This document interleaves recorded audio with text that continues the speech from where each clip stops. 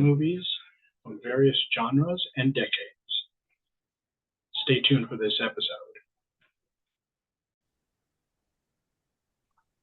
Recording has started. All right, here we are on episode 19, Random Cult Classic Movies. And this is also two people in here have birthdays this month. And one of them's not me. It's it. So we got Bill's birthday. By the time this airs, his birthday would have already passed, and same with Gary's. But happy birthday, guys. Thanks. And since it's basically on recording date, Bill's birthday, Bill's going to go first. Okay, yes, recording this on my birthday. So I decided to not to also pass by the time this airs will be National Gorilla Suit Day, which, if you didn't know, is January 31st. And I don't know, I just got this crazy idea. I'm going to do 5 Gorilla Suit movies today. Missed it again this year? What's that? Seriously? I missed National Gorilla Suit Day. I know, right? You got to send so many gorillas. I didn't even know about it. Yeah, it's actually, if you don't know, it's actually a real day that was started by Mad Magazine's Don Martin comics. That was its origin, but it has become like a real thing now. It's like on some calendars as National Gorilla Suit Day. He did this thing with complaining about gorilla suits, and there's only 2 companies, Acme and Ajax Gorilla Suit, and at the end of each of the comics, there's a zoot, and a guy comes out of a suit, and he's a gorilla, and he pummels the heck out of Don Martin in the comics. So anyway, you can Google more of the history, but that's kind of the thumbnail version of the history of National Gorilla Suit Day. So I'm starting off with, technically there's not a gorilla suit in this movie, actually, but there kind of is. It's Return of the Ape Man. It's one of the Monogram 9. And no, Ron, that's not a minor league baseball team. It's the Monogram 9 was the 9 movies that Bela Lugosi did for Monogram Pictures. So I did the Ape Man a while ago, and this is kind of a pseudo sequel. It's not exactly a sequel. They're all different characters and doing different things, but it has kind of the same theme. Where that one, they were trying to splice human and gorilla genes to make a hybrid. In this one, they are resurrecting a caveman, and that's your ape man, and he's going around. So he's kind of an ape man, right? So that's your Return of the Ape Man. It has a fabulous cast, not just Bela Lugosi as the Mad Doctor. You also have John Carradine as another scientist who's his partner, and he's kind of the good guy scientist who opposes some of the things that Bela Lugosi's doing, and Bela Lugosi's more the mad scientist. And then it has, he's kind of wasted, but George Zucco actually plays the Ape Man. And he's totally wasted because George Zucco is the greatest mad scientist of all time. He should have been the other mad scientist. And John Carradine, I think, would have been better cast as the Ape Man because I've seen him in other movies where he doesn't do a lot of speaking, and he really comes off very well in those things. He could have pulled off that Ape Man part a lot better than George Zucco. Just my own personal feelings on that. But other than that, it's not a bad film. It's Bela Lugosi hamming it up as a mad scientist as well or better than any of his other movies. It's part of the Monogram 9. Monogram Pictures being one of the Poverty Row, probably the biggest of the Poverty Row, biggest, strongest, and best of the Poverty Row by most standards. They go downhill from there with PRC and Republic and some of those other small-time studios in the 30s and 40s. This one's 1944, so it does come out a year after the original Ape Man with Bela Lugosi. And there are some plot holes you could probably drive a truck through. but it's still a fun little Poverty Row horror movie that's worth a look. And it only runs an hour almost on the nose, so it's not going to kill a whole lot of your day. So I would highly recommend it. It's a lot of fun. Return of the Ape Man is what I'm starting off with. All right. I have to check that one out. Yeah. Well, I am going to continue with some weird costumes, weird suits, but they're weird suits not on people, but on dogs. I'm going to Oh, start with the Killer Shrews from 1959, Oh, I love that which, movie. oh you yeah. know, everybody makes fun of the fact that they use dogs with shrew costumes. And yeah, it looks ridiculous, but come on, it is actually, that movie has some really, really tense moments. The idea Yes. is this scientists have bred these shrews that are massive, and they're just basically terrorizing this island. And these people get stuck on the island because of a hurricane, and it has James Best, who everybody knows from Dukes of Hazzard as Roscoe P. Coltrane. It has probably the most consumption of alcohol in any one movie. I mean, these everybody's constantly got a drink in their hands. But it's a really fun movie. There's also a little love triangle thing going on. There's, humans turning against humans, and it's, people give it a lot of crap. It's public domain, and people have really, really trashed on it over the years. But it is a very fun monster movie. Yeah, it's dumb in terms of the special effects, but there are actually some clever things like, and I'm not going to give it away for anybody who hasn't seen it. I mean, 60-year-old movie, but the way they get off the island or try to get off the island is actually pretty clever, I think. Um, there's some clever stuff in the movie. So And it Isn't that's this was my choice. Go isn't ahead. this the one? Isn't this the one that when they're trying to go from a building to another building or something like that, that they put trash cans or canisters it's like over a Yeah, them? okay, there barrel. you go. No, this That's is what I something. wasn't giving away. It's like a Oh, big metal tubs, and oh, they okay, yeah. tied a bunch of them together, and yeah, That that movie when I first saw that, I think I was about 6 or 7 years old. I saw that and scared the daylights out of me. I yeah, was they're like like going, metal barrels, no, and they basically rope them all together so they can walk together with them. Yeah, yeah, like that, but like I know that was scary. That was a scary one for a little kid. yeah. There are some seriously scary moments in that movie. I mean, you've got to ignore the fact that it's dogs with shrew suits on, but Right. but that's suspension of disbelief. Yeah, You that's do what I was that going to for say. Yeah, a Yeah. little suspension of disbelief. And it was made by Ray Kellogg, who also did the giant Gila monster, right. by the Which I way. have a double set with the two of them on it, and it's Yeah, they make a good double Oh, feature came if from anyone's Film looking to kill two Masters, hours and it's instead of one. excellent. Yeah, Kellogg's movies were actually very good. They're way better than they deserve to be. Everything Yeah, happens very logically. He doesn't really he doesn't really cut any corners when it comes to that script and the plot. Everything is logically done. There's not a lot of huge puddles. You might have to just take a little suspension of disbelief with the monster because he didn't have a big budget. I think right, they're filmed right, for around 10 to 12,000, roughly, which even in right. those days was right. not a lot. But yeah, I love Ray Kellogg movies, and I think that's the only two that he did, at least I complete think you're anyway. right about that. Yeah, Yeah, I think it was like a cinematographer. He did some other stuff behind the scenes, but not as like the main director producer. yeah, Aside from those two, yeah. And I absolutely love that movie. yeah, they're both excellent. I like them both. Yeah, they are great, actually. There are similarities, there are differences. Maybe I'll talk about Giant Gila Monster in a later episode. There I'm you sure. I go. think I covered it at one point, but yeah, I Yeah, I mean, think you one of may the have. Yeah, yeah, because that's one of my favorites. yeah. But Shrews is good too. They're both good. A lot of fun. My first one, I'm going to advance a couple decades above you guys for 1979, and it's Don't Go Near the Park. This is a basically a cannibal movie.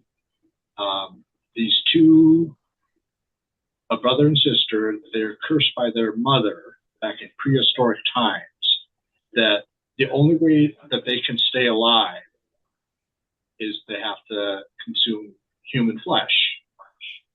So they, down through the ages, they're staying youthful by consuming human flesh until it's a park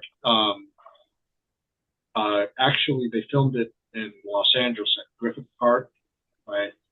All in that area. And it has a young Linnea Quigley. Wrigley. Yeah, she's in there, but a very kind of not a big part, but not a small one. And it's just very, very cheesy kind of movie. I mean, this is B movies at its finest. It goes under the moniker "so bad that it's good," and this is one that I watched back in the '80s on VHS and couldn't find it for the longest time. Couldn't I remember what it was about, but I couldn't remember the name until I watched some guy's video on YouTube and he was talking about it. And I said, "That's the movie I've been wanting to look for," and I found it. Someone uploaded it on YouTube years ago. It's no longer there. And I watched it, downloaded it. So it is fetching a lot of money on DVD. Doesn't even have a Blu-ray release. And but if you like some cheesy, fun, check your brain at the door type movies, this is one of those. I mean, there's like you were saying, like Bill was saying with his movie, there's a lot of plot holes you can drive your truck through. It's like and the acting, in some parts is so atrocious, but funny at the same time. Let me say, I have not seen that movie, and I should see it because I'm a big fan of Linnea Quigley, and I actually got to interview her over the phone once.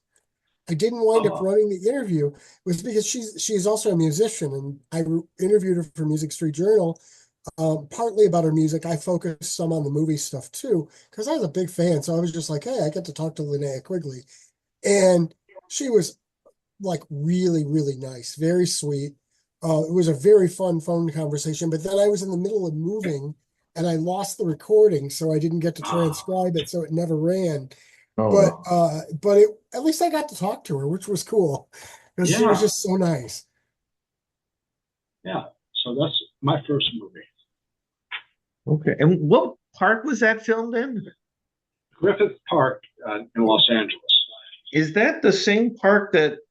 Because there was a park that Gilligan's Island was filmed in. That's not the same park, is it? Because it was a park in Los Angeles. Possibly. We might have to look that up. Yeah, possibly. I'm just wondering because I know that it was filmed in a park, actually. But and part of the set is there was a western little town there, and it looks very much like the western town that the Brady Bunch went to. It looks very similar. It could be in the same row. It just maybe filmed on the opposite side. I wonder. But they do a lot. They did a lot of filming in the 70s and 80s there for TV and movies.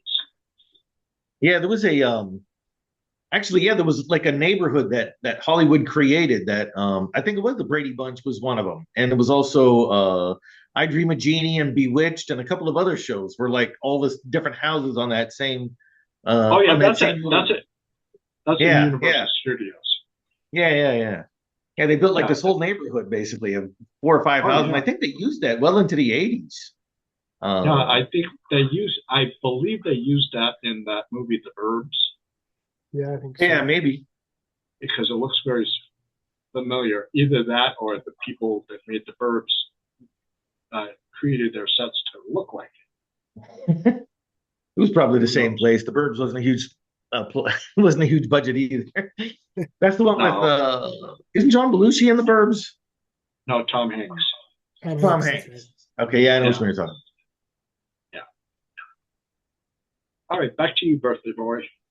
Okay, back to me. All right, moving up about 10 years here to 1954 now with Gorilla at Large. Was originally filmed in 3D And the reason I really wanted to talk about this one, and I don't think I'd asked if I did this one before. I don't think I did, but when I did my list, there is one or two that I was missing, so it's possible. But I really love this movie because when I was a kid, they did this big campaign where you could buy your 3D glasses at a local convenience store with the red and the blue, and you could put them on, and they were going to show it actually in 3D in the local show. And since I've gotten internet, I've talked to other people, and I guess they were doing that around the country at different convenience stores because it couldn't have been the same convenience store because it was Country Fair, which is only in Erie, Pennsylvania, was where you get the glasses in my area anyway.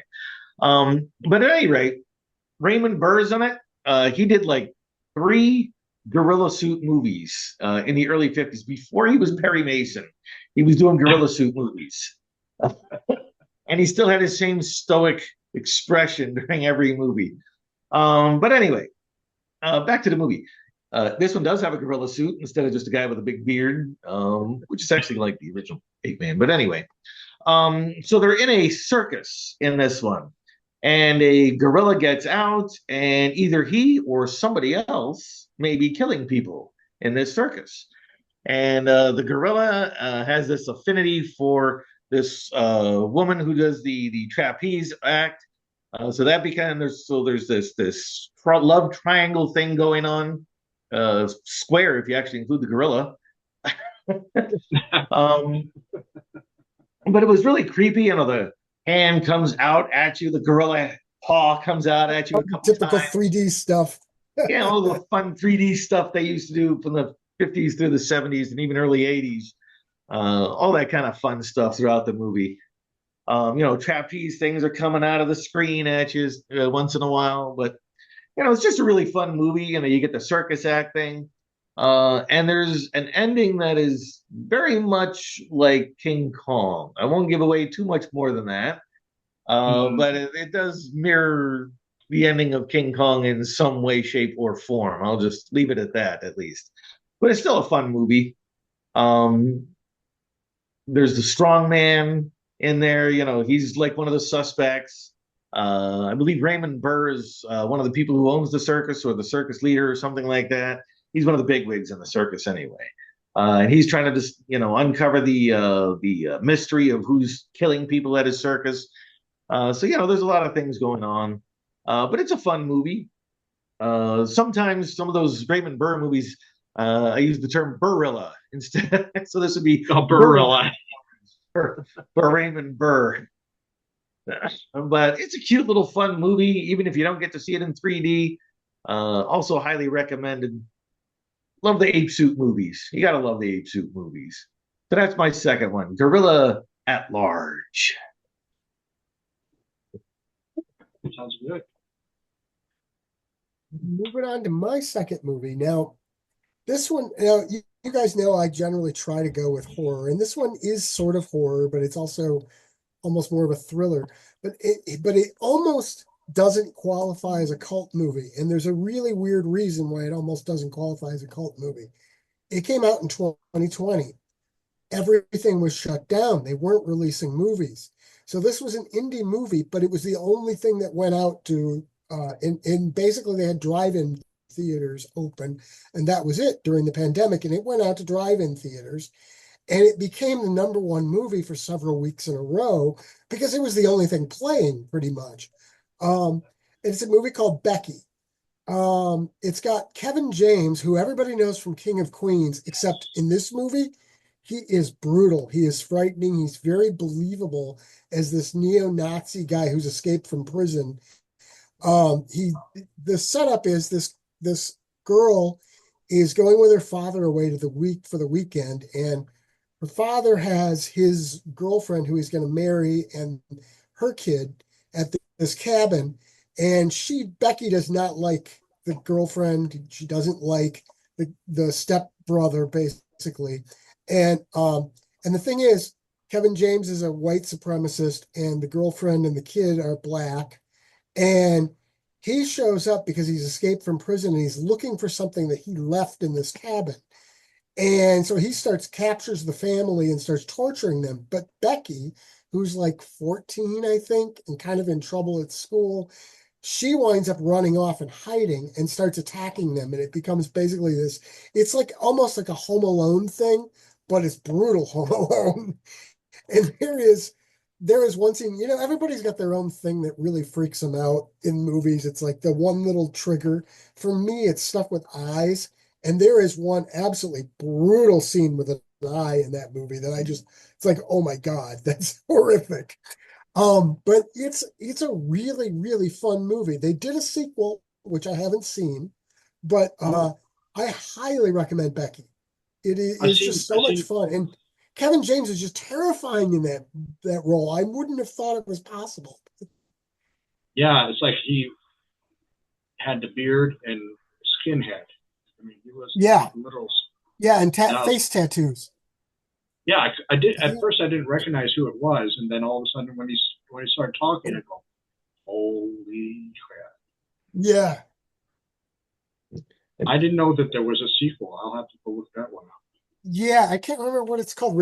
Revenge of Becky or Becky's Revenge or something like that. I think. Which like I said, I haven't seen that one, but I want to. And correct me if I'm wrong. Isn't Becky? Doesn't she kind of a little dim-witted? Oh no, I don't think she's dim. She's not dim-witted at all. She's a little troubled. I think she's troubled because of her parents splitting. Her mother died. Yeah. That's right. Her mother died of cancer, and she blames her dad for getting involved in a relationship too quickly, and she's in a lot of trouble in school. The opening scene, they're in a convenience store, and she steals a candy bar from the convenience store, so she's kind of trouble. Right. Yeah. Okay. Yeah. I remember. And what better way to be a #1 film than by default? Exactly. I mean, it's like brilliant. Nothing else was getting released, and so it did, and it became a huge hit. But it really is a cult movie because it was never intended to be a hit. It's a low budget movie. It was just by accident, Yeah. I kind of think one of the Godzilla movies. Did that too. One of the MonsterVerse Godzilla movies was #1 for a long period of time because of that too. It was when things were just starting to come out. I remember. Yeah. It was started, getting close to breaking records and stuff, just because there wasn't much else out. Yeah, and people wanted to get the movie. That's what you had to choose from. Right. I'll lead in. I think that this one it's not kind of like a Home Alone type of thing, but it has a troubled person, and he conjures up a dead rock star with on a record, and it's called Trick or Treat from 1986, and it has Mark Skippy Price from Family Ties as this troubled metalhead. He gets picked on left and right by the jocks. The girls pick on him too, and he's just so troubled. And Gene Simmons in it, he has a cameo as a DJ, and he gives the character the record and said, "Play this," and to get you, and all of a sudden it does like backwards messages, and all of a sudden later on the character, I only remember the name of the rock star, Sammy Curran. He comes out, and it's the music that he plays is sings to is by Fastway, and Ozzy Osbourne has a small little cameo in there, and I just love how the rock star pulls his face through, and this was such a fun movie. I saw this in the movie theater. I loved it so much. And correct me if I'm wrong. Doesn't Ozzy play some minister who's anti-rock music? Yeah. Yeah. He's basically playing the people that were against his music. Yep. Kind of like mimicking and mocking them in a way. Yep. And Gene Simmons was kind of playing like a Wolfman Jack style DJ, and perfect movie for the kind of the loner kid that gets his revenge, but then gets more than he bargained for. And and like I said, great soundtrack. You know, for people that don't know who Fastway is, that's basically a super group between uh, Fast Eddie Fast Clark. Eddie, Fast Eddie Clark and Pete Way. So Yep. Motorhead and UFO UFO. together. So really good of the time. I mean, it has that 80s almost, dare I say, kind of fell under that. Not so much the glam metal, but it had that vibe going for it. Yeah, it's a little silly too, as I recall, but it's a fun movie. Oh yeah, this is one great one if you wanted to watch it on Halloween or basically any day of the year. But if you want to watch it on Halloween, it's pretty cool to do it that way. I've done that a couple Halloweens ago, and I recommend it. You know, if you like horror movies, you like heavy metal, there you go. 2 for 1. Actually have that one on DVD myself. It is a fun little 80s horror movie. Has that, I guess they call it hairband vibe to it now, Yeah. but Yeah, it feels a little dated for the 80s, but it's still fun. It was still a fun movie. Still worth a watch. oh yeah, oh yeah. Back to you. Okay, back to me. All right, so I'm going back to Japan. I haven't been there. I'd like to do at least an episode.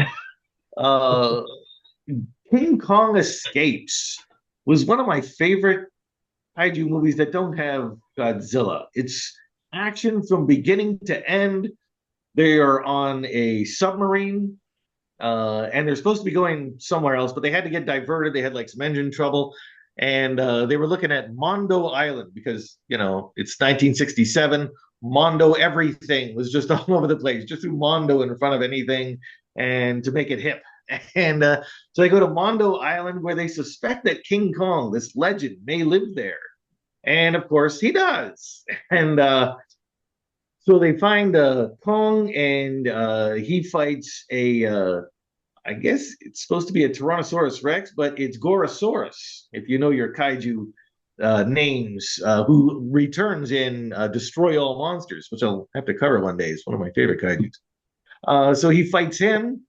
Then they escape back to the submarine, and Kong is then attacked by this giant snake, and that thing's choking him out, and he fights that for a while.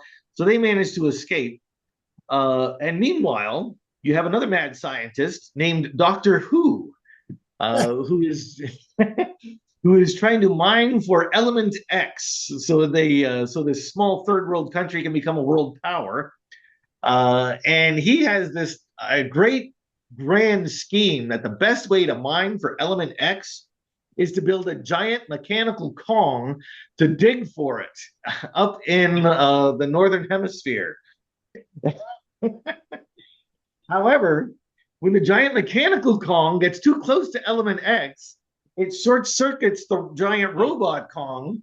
But then he hears about the real Kong, so he decides they're going to steal the real Kong and put some mind control things on him and have the real Kong mine for element X for them.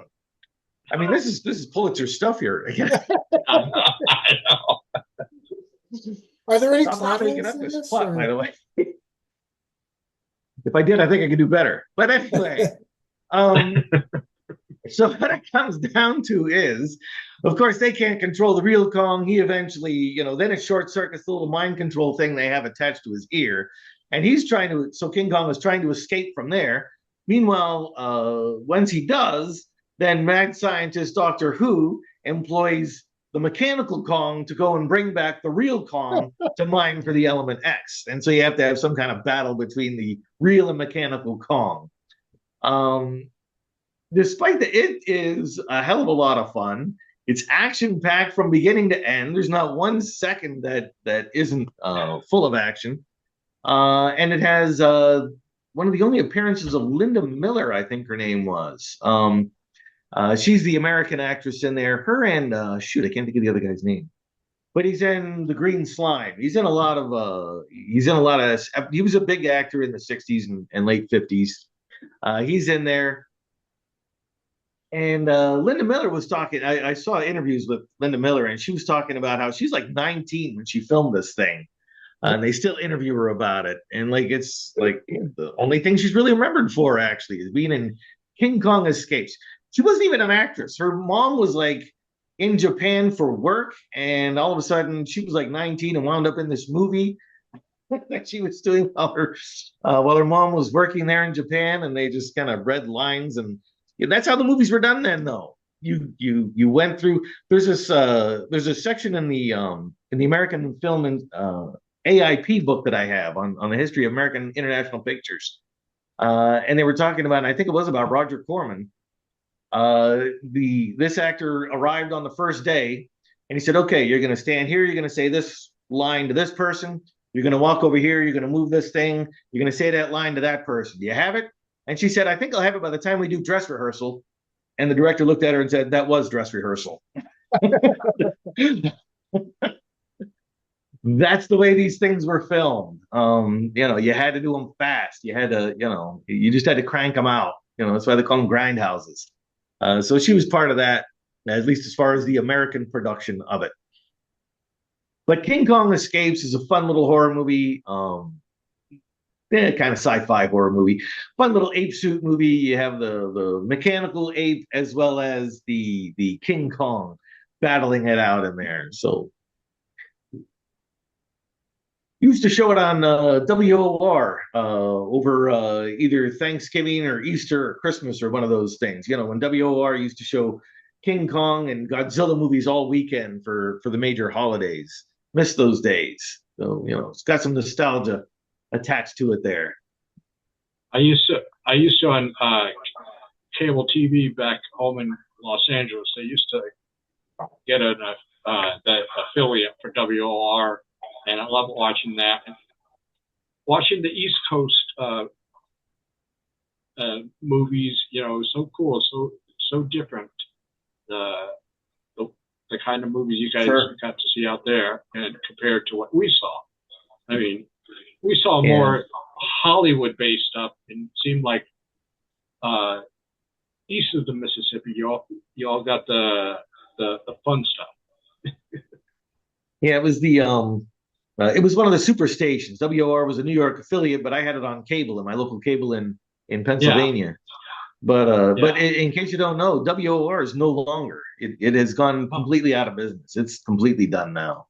Yeah, it's nothing anymore, unfortunately. So all those Crazy Eddie commercials, you can still get them on YouTube, but you're not going to see, his prices are insane. I can't even used to watch the Mets on there all the time. That station's what made me a Mets fan. When I first got cable. It's really sad that it's no longer, that one's no longer with us. We still have WGN and WTBS, but hard to call that a superstation anymore.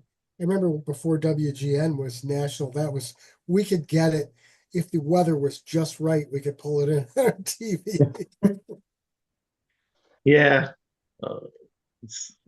I miss those super stations that you could get cable on, but it is what it is, I guess.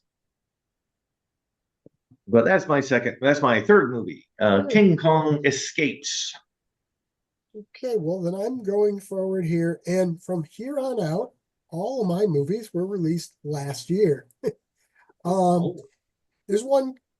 A lot of people like to give this one a hard time because they say it's like the Terrifier movies, which to be fair, I've seen clips from the Terrifier movies, but I've never actually seen them. This is called The Jester, and the movie is not perfect. The closing, the final act really leaves a lot to be desired.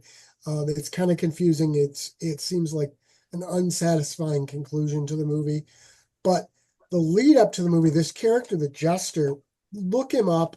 You've got to see what he looks like, and just if you can find a little clip, watch him. His motion, the way he acts, just absolutely creepy. He's like it takes place at Halloween, and the dude, it just his mask and his whole outfit and the color scheme and everything, and just the way he moves, he seems like really kind of cutesy at first when he approaches you, and then everything turns sinister and he starts killing, and there's a supernatural element to it because he does things that no human could do. And he's just, for me, that's what really works about that movie is the creature and the being itself is just so creepy, and I've never seen anything quite like it. Just it sells the movie, and like I say, look up some clips of him because he's just creepy. I Apparently, just saw go ahead. I just What? saw his picture. I just saw his picture. Yeah. Yeah, Okay. That yeah, and that'll he's give definitely give me nightmares. yeah. They did apparently initially they did some short films with the character just, and you can get like on I had a Blu-ray release of it I think, and it has like all the short films that they did too. So they released a bunch of short films and they got popular, so then they went ahead and did the feature movie of it. But that character is just so creepy. um He looks. the movie gets huge points for me just for that character. Yeah, looking I at was it, it just looks like one of those characters from The Man Who Laughed that were at least inspired by The Man Who Laughed, an Oh old yeah, Lon Chaney silent with that huge yeah. smile. That's I mean, which it's been which became used the in a lot of other Joker. movies. Yeah, yeah, that was probably an inspiration. A lot of people say that was probably the inspiration for the Joker, Right. Right. which is a creepy movie in and of itself, actually, and has inspired a lot of different movies and characters throughout the years, and rightfully Oh, so. I mean, if you're gonna steal a creepy smile, that's the one. Or if you're gonna borrow it Yeah. from somewhere else, And I think they that's are the one. doing a sequel to The Jester, I believe. I believe I saw that there's a sequel coming out. So that's my third. all right. My third, I'm gonna jump up just no, same year, 1979. Uh, Going back to 1979. A movie with Matt Dillon's debut. It's called Over the Edge, and this is based in a like a planned community, the suburbs.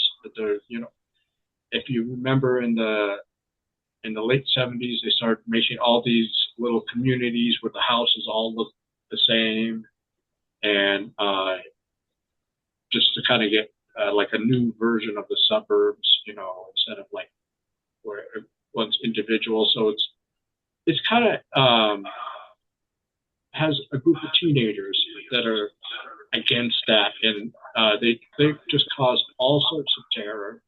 You know, Matt Dillon, if most people remember him later on, like The Outsiders, when he had short hair, but he had about almost Gary's length of hair, and it total like a total stoner vibe going on with him, and there's like none of the kids. Um, you don't you don't feel bad for them, but then at the same time you do, because it's just just tragedy um, of conformity. The kids are basically fighting the system in a way, and this is another one that I saw like in the video store, and it's really good. Not that a lot of people have seen it or even heard about it, because whenever I talk about it to friends, they have no clue about it. And I said, well, it's a drama, so there's no explicit violence. I mean, there's a couple of fist fights, and there's a scene that involves a gun. But other than that, it's just pure drama, and just uh, there's almost like you know, I mean, we all grew up in that time where it just us as teenagers was different than our parents as teenagers, and just it just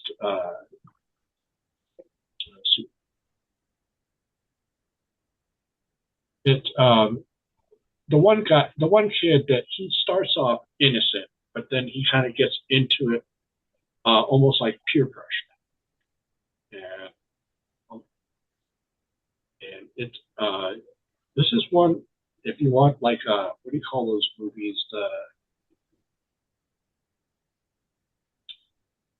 It's a teenage coming of age type of story, but this is a little more not the happy kind of ending type of stories. There's no real happy ending to this movie. It's really pretty sad, the whole situation of how the kids are treated by the adults, and then of course then they're running amok because of the adults, with all the different rules and regulations. And, they have like a rec room that where all the kids, like have a pool table and all sorts of games for them to play. And it's like, that's the place that everybody meets up. And it's got a killer soundtrack.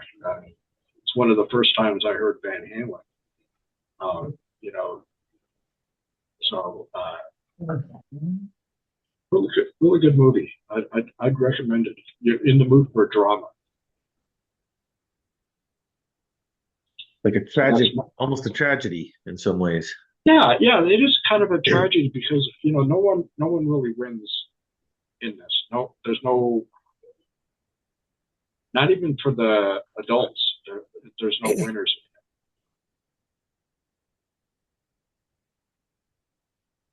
So that's my number 3 movie. Okay. So I probably should have mentioned before that my last 3 movies are actually King Kong movies, but they did still have men in suits in these things. So King Kong Escapes was the other one, and I thought I'd go. One I have wanted to talk about for some time was the 1976 version of King Kong. This is kind of an odd thing to talk about as a cult movie, but I think it is a cult movie now. Instead of most cult movies are have a slow buildup. They don't do very well initially, and then they catch on later. This one was really big when it first came out, and then there was this backlash against it where everybody thought it just was the worst thing ever.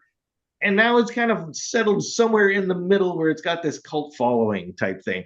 And somewhere in the middle is probably about where this movie belongs. It's not great. It's not terrible. I kind of like it better than the newer King Kong that was out in 2006 or something like that. But I don't think it's a bad movie.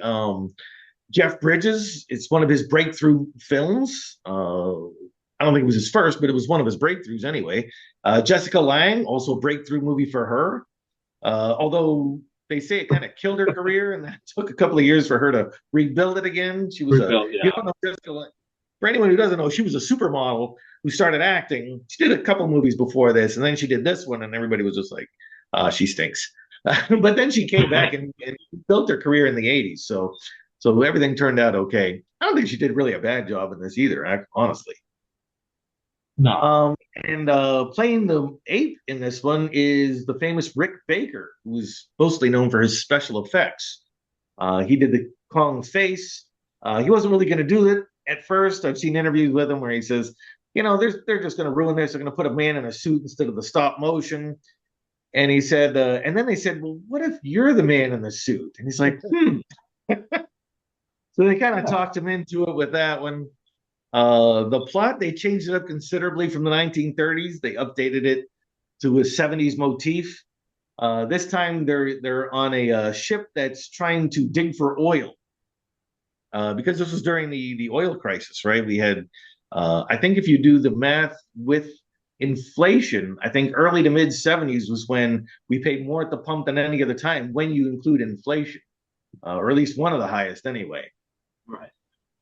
So they're looking for oil. I'm never going to pronounce his name, but he was Clayton Endicott III on Benson, TV show Benson, is also in this as one of the crew members, scientist. Renee something or other. Yes, Renee. French alphabet. It's his last name. He's the one from Star Trek Deep Space Nine too, right? Yeah, I believe he is. Odo. Yes. Odo. Roy or something like that. Odo. Yes. Yeah, he played Odo. Yeah. Yes, he has a small part in this. So anyway, they're on the island. He plays the scientist who tests the oil, and he kind of laughs at him and he says, "Yeah, there is oil here, but the problem is Mother Nature still has to cook it a little longer." And the guy who's in charge of the expedition, which is Charles Grodin, I think, big name actor. Yes. Um, anyway, he says, "Well, how long is that going to be?" He says, "Oh, about 10 or 20,000 years." So he gets this bright idea that, well, if I can't bring back oil, our competition says, let's put a tiger in a tank. Let's bring back the gorilla. Let's bring back the giant ape. So they trap him. They bring him back. And of course, naturally, he escapes once again and wreaks havoc on New York City. I guess it's kind of historical now. I don't know if I'm giving up too much of a spoiler here, but the World Trade Centers pose a very prominent role in the big finish of this one.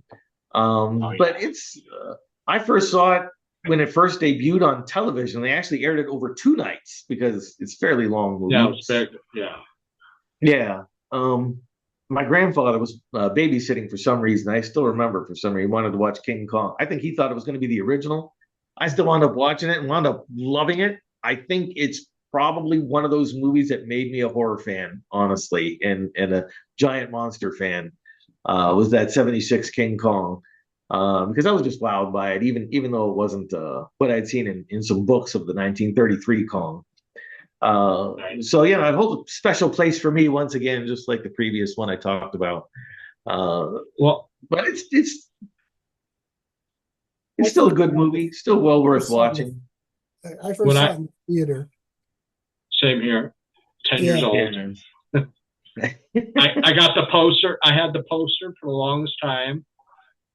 That was like one of I had that poster, and then I had the Farrah Fawcett poster. the famous Farrah Fawcett poster. I had those 2. Oh, yeah. That was it. And my mom looked at me and goes, "That is quite a contrast there." I said, "Beauty killed the beast." Yeah, beauty killed the beast. Right. The famous motif of all the King Kong movies is beauty killed the beast.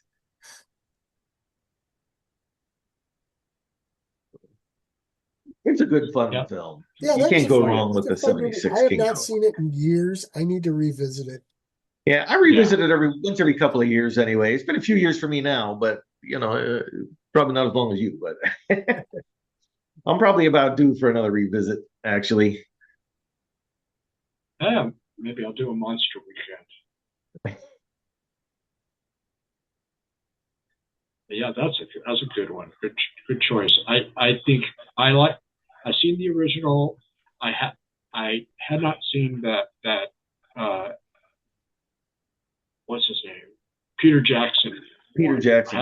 I hadn't seen that one yet. Maybe down the line I will. I tried to get through the Peter Jackson one. I found it really, really dull and boring. Like there's 45 minutes before they even leave or something. It's like, come on. I have seen the Peter Jackson one. I'll say I don't hate it, but they were in that period where everything Peter Jackson does has to be a 3-hour movie. And everything Peter Jackson does not have to be a 3-hour movie. Yeah. They could have cut at least 45 minutes off of that thing, and I think it would have been a much better film. I gave up after a while. I mean, I don't even think you'd seen Kong in the first 45 minutes. It's like, really? Come on. Yeah. Yeah, and they were trying to go back to the original source material. Because there was a book that was supposed to be a novelization, but it was written at the same time as the original 33 Kong. But they padded it. They still padded that out. They padded it out a lot. Yeah, I did a joke once, a bunch of years back, an April Fool's joke. I said, I just got word that Peter Jackson is going to adapt one of my short stories. It's going to be a 7 film series. Right. And your it's an 8-page story. 8-page story. So no, it could have been an 8-part. One. Yeah, there you go. One movie per page. 2 hours for every page of the movie. Yeah, of the story. But you know what? Peter Jackson has made a ton of money making movies, so who am I to say anything? Well, fair enough. But just it was in that. I don't know why they feel like everything he does has to be 3 hours. It really Yeah. doesn't. I mean, he's a good actor. I mean, a good director, I should say. But everything he does not have to be, this monumental 3 hour epic. Yeah. Just go watch Bad Taste. Well, I guess that brings us back to me. And I'm sticking with 2024. And I'm not doing an ape suit, but I am doing a teddy bear suit. So it's close. Oh, I think, Uh, I think I know. this is a movie called Teddy Scare. And I know I've talked about Polonia Brothers movies in the past quite a few times. This is another one of those. And it's, I argue that while there aren't any real giant monsters, it's kind of a kaiju movie because it has the whole environmental aspect in that there's pollution that has caused this teddy bear to turn into a real live monster. And it's this guy's teddy bear. And the character played by Tim Hatch uh is kind of a creepy little creepy dude because he's like almost like emotionally stunted. His dad dies and he inherits this land, and he's got a real fascination with his toys from when he was a kid and would hang around in this cabin in this woods. And the teddy bear he keeps looking for the teddy bear. Well, the teddy bear's evolved into this creature, but he doesn't know it. And so it's sort of almost a takeoff on the Winnie the Pooh thing, but I think it's very low budget, but it's a lot of fun. It's just kind of an oddball movie, but it's a lot of fun. And there are some twists in there that I'm definitely not going to give away, things that I didn't see coming. And they set it up for a sequel. I don't know if we'll ever get a sequel, but it's kind of open for a sequel. So yeah, Teddy Scare from 2024. It's a fun movie. That sounds like it. I think I actually heard of that one because my daughter's a big Five Nights at Freddy's fan, and I think because we watch that one every now and again, I think it suggested that as kind of something somewhat similar or something. Uh-huh. Yeah, Yeah. I So, would watch it just to understand it is low budget and everything that comes with. But it's pretty entertaining. And like I said, the monster's not huge, but I still say because of the whole environmental thing, I think it's a kaiju movie. It could be. I mean, could be. Sorry about that. I had to plug in. It was my computer was getting ready to die. uh-oh. So that's my fourth one. Okay. All right. My fourth one is it's a Brian De Palma movie from 1973 with Margot Kidder called Sisters. This is inspired by there's these conjoined twins that were in Quebec City that as adults they were separated and one of them passed on, and they had the idea of that one of them could have been psychotic, and the one that survived took on that her characteristics. So there's a little bit of like a Hitchcock vibe going on here too, and it's one of those slow burn movies. So if you can handle that, I mean, 1973, a lot of these thrillers were kind of slow burn. I didn't hear about this movie until about 5 years ago. I never heard about it, and I watched it, and the ending makes up for the slow burn. I mean, there's a reporter that's investigating these murders that are committed by I guess Margot Kidder's character. So she's got split personality going on, and at one point the doctors are in on keeping the secret of what's going on with the sisters, and they kind of gaslight the reporter into making it think that she's crazy. That how can she, what the hell are you talking about? And it's it's like I said, it's a slow burn. It's a early De Palma movie. I mean, you see um, his style starting to form, and I had honestly years ago I thought Phantom of the Paradise, which was the following year, was his first movie, and I and it was and this wasn't even his first movie. He had some other ones that are basically forgettable. You know, I haven't seen them. Um, but it also has William Finney. He was in Phantom of the Paradise as the main character. Um, uh, but he was in that, so it's just kind of interesting, you know. And also, there's a little bit of body horror towards the end. But it's pretty good. I mean, I would say if you like Brian De Palma's movies, and you want to see something of his early work, this is something you should check out because it's actually a really good story, and it was inspired by true events. So it's good. So that is my fourth movie. I was trying to pick some really random ones. I had like a list of 20 of them, and I was like going, okay, I want to be all over the map here tonight, this episode. So, you're getting everything, just about. I believe you have succeeded. Yeah. That sounds good, though. Brian De Palma's he's a big name in the horror biz. Yeah. Okay, so back to me. All right, my final film takes place 10 years after the last one. It is the sequel to King Kong from 1976. They made a sequel called King Kong Lives. And they actually do a heart transplant to get the big monkey to rise up once again. And this one, if you thought the first one was a little on the cheesy side, this one's a little bit cheesier.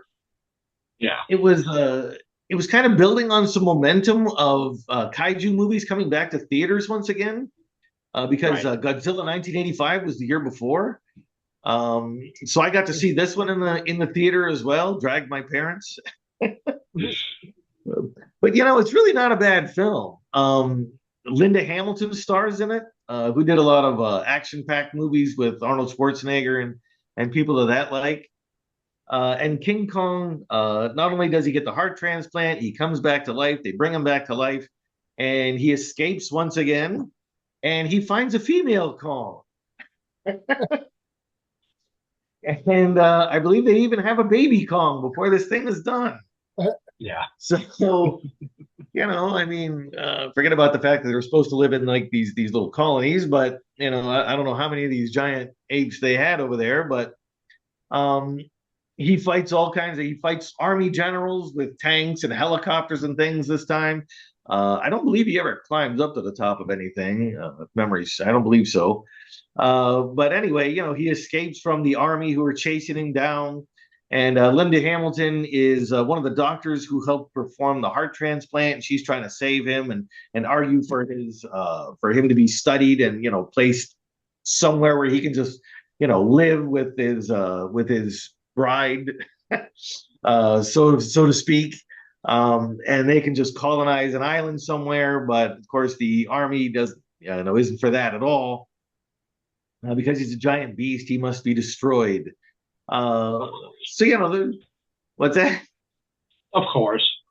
Of course, right. You have to have those battles of science versus the military thing was still a prominent theme in a lot of these kinds of horror sci-fi type movies in this era.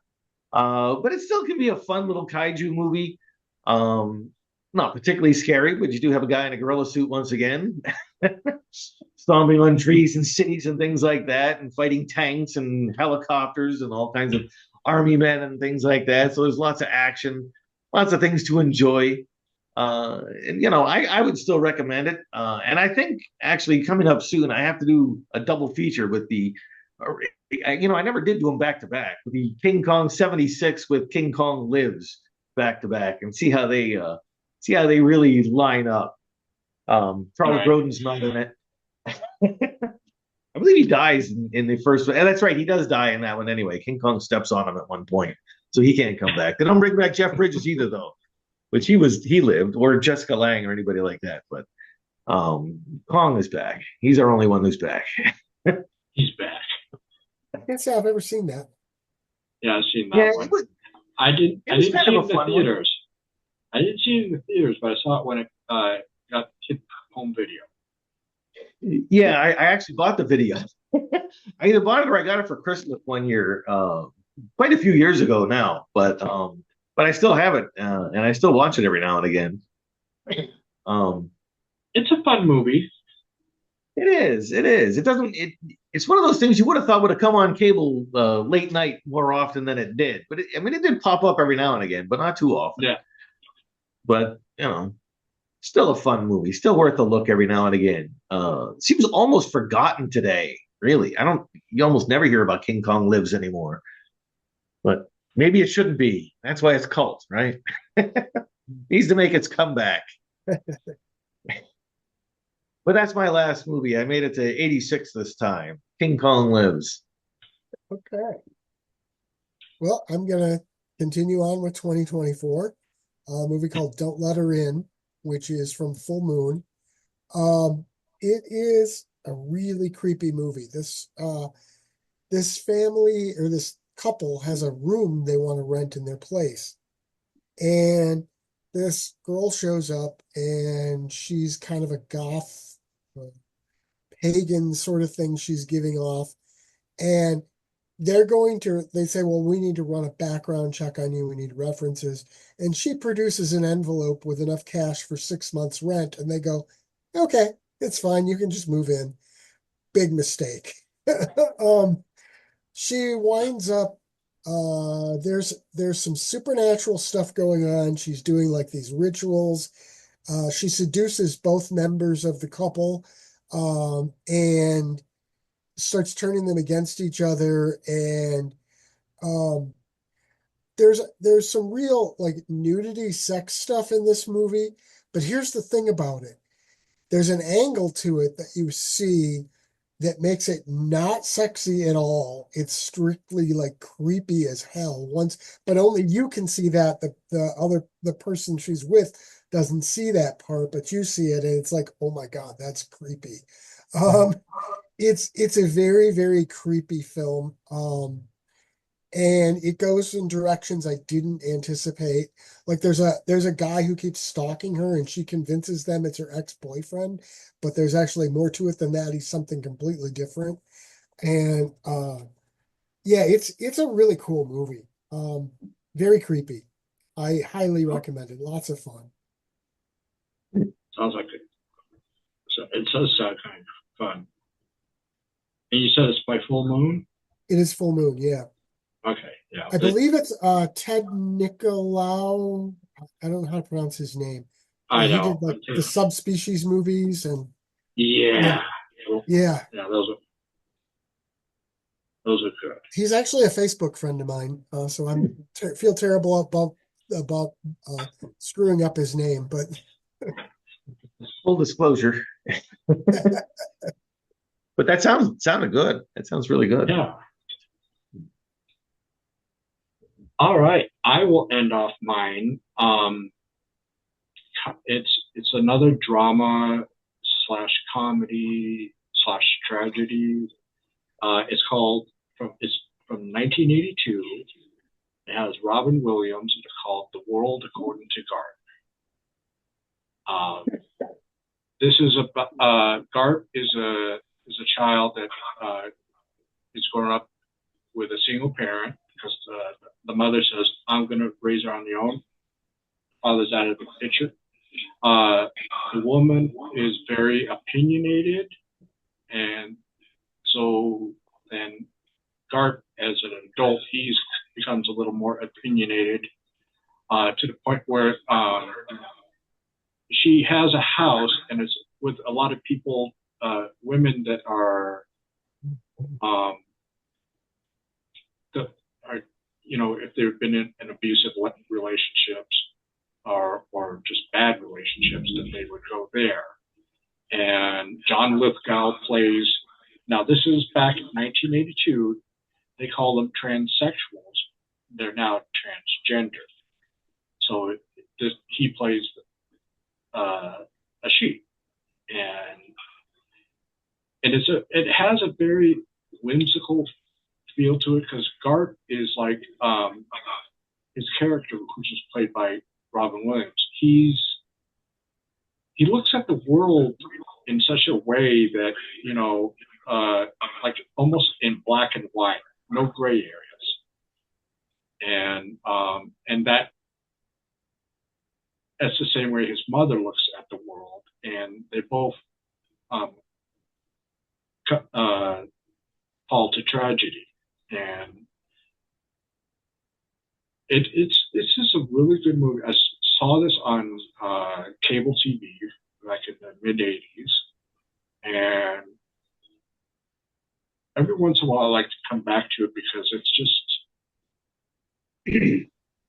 a nice little piece where you see Robin Williams. He has some funny moments, but it's more serious than funny, and it shows his acting chops early on. How good he really was, and Glenn Close plays the mother, and it's just a really good movie. And there's a group of women in there that they cut their tongues out so they don't speak, because there was this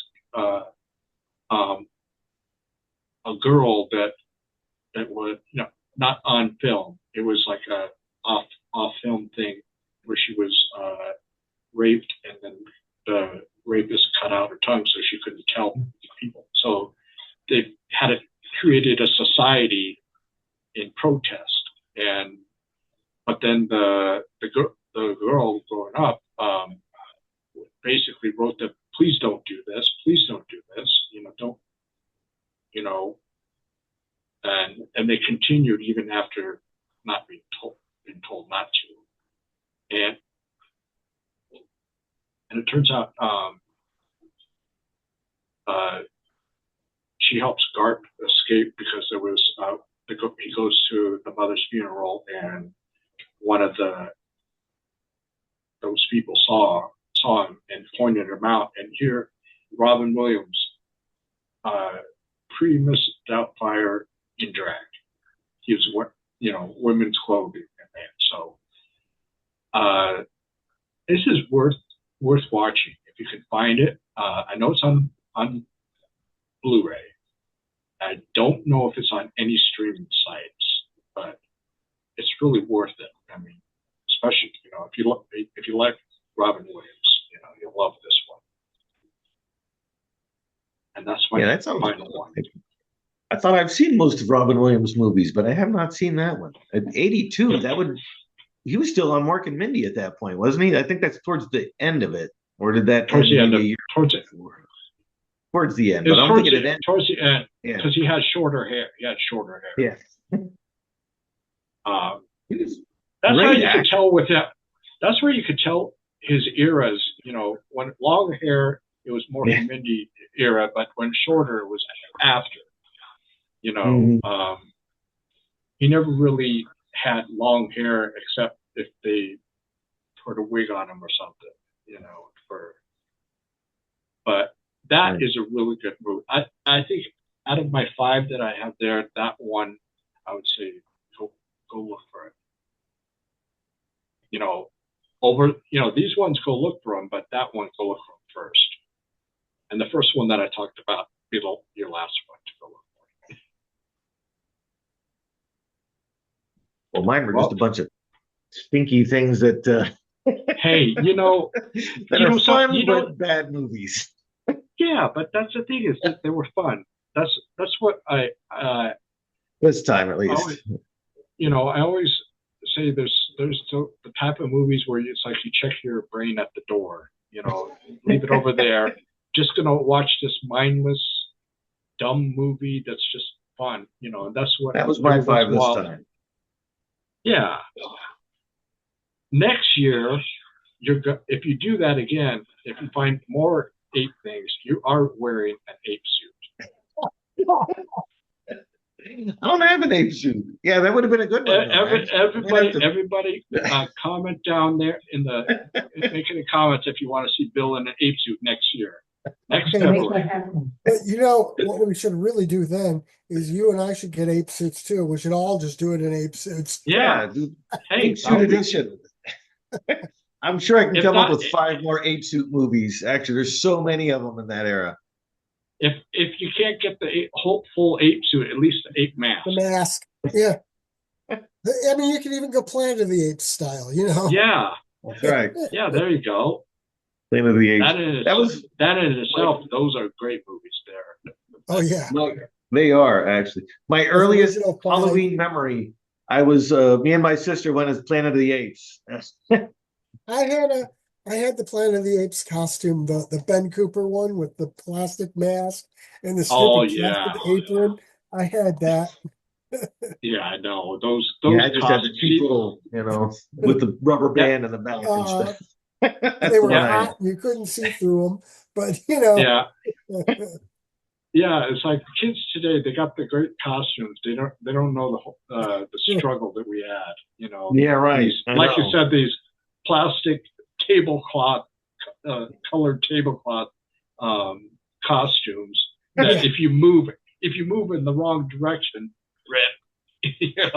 Yeah, I know. You know what? I don't know if you guys have seen it, but I think it's Nika does the little action figures. They've been releasing those with those costumes. They've been doing those for a couple of years now. They've got a whole bunch of them, and they're really cool looking. That's funny. I haven't bought any, but they're great looking. Yeah. Probably expensive by now. Oh yeah, I think they're like $70 each or something. I don't know. Oh yeah. Oh my God. Yeah, that's too much for me. Yeah. I love action figures, but I do have my limitations as well. Okay. I mean, this is about as expensive of a action figure as I'll ever get. Well, see, I have something. I have not quite the same thing. He was $30. Godzilla with me right here as well, to be honest with you, at arm's reach. I do have a Gorn. And I have a Gamera. I want a Gamera. This is on Temu, actually. My wife got it for me, the Gamera anyway. Not the Godzilla, but the Gamera was Temu. Out in the living room, I have Godzilla and I have King Ghidorah.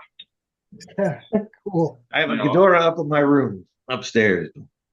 Yeah, so we have Godzillas. I have several Godzillas. If I had the money, I think I would have a room full of Godzillas. all the shapes and sizes. I would even go as far as get a Godzilla costume. I would love to have a Godzilla costume. I always wanted to go as Halloween as Godzilla. Maybe I'll make it happen one day. That doesn't shock me about you, Bill. No. So, in honor of Bill's birthday, Bill has a book on Amazon that he's going to plug right now. And I want you, if you like horror movies and you like horror stories, you should get this. I have a copy of it too, and I've been reading some of it, and I really am enjoying it. Yeah, I'm glad you enjoy it.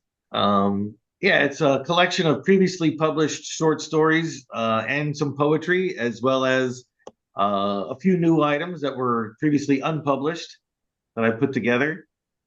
It's called Classic Camps, Classic Horror Emporium. And my wife is grabbing it right now, actually. This is what it looks like. There you go.